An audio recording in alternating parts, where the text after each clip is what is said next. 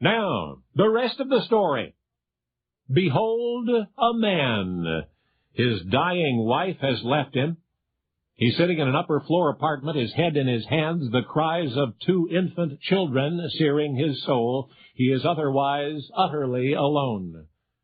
Pushing 50 and professionally preoccupied, he cannot care for his young son and daughter by himself. He can scarcely attend to his own needs. He is, in a word, desperate.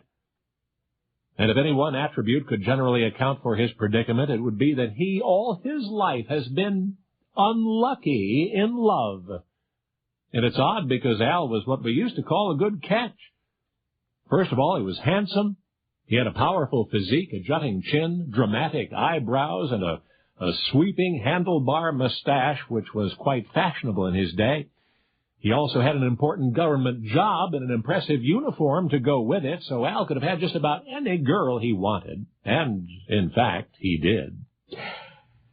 But despite his eligibility and the number of women who so vigorously sought to put it out of its misery, Al just could not seem to find romantic happiness for long. The problem was not impatience to commit himself. Al was 36 before marrying for the first time, and then it was to an experienced, stable woman, a widow considerably older than he.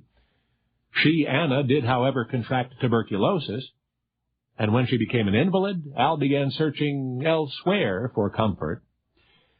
And he didn't have far to look.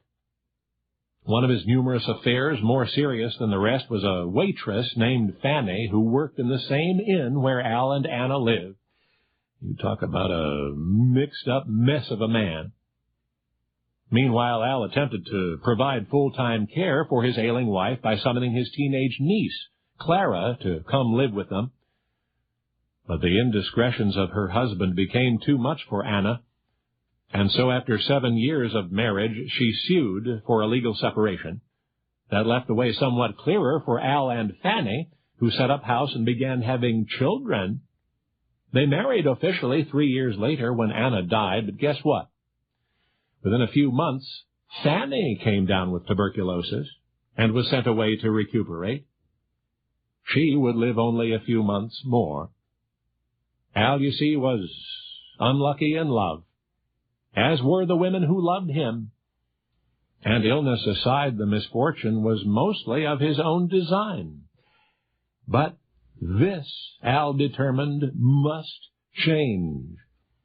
With 2 motherless babies to nurture, he must reorder his life, must find a responsible woman to look after them, preferably a wife.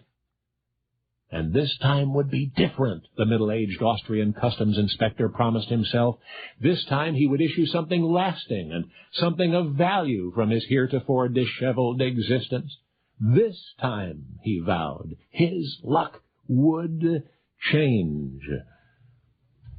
So Al once again summoned his young niece, Clara, to his side.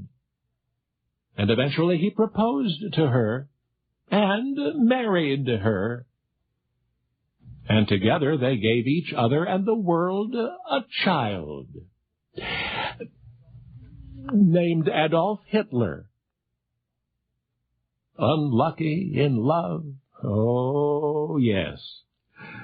Only now you know the rest of the story.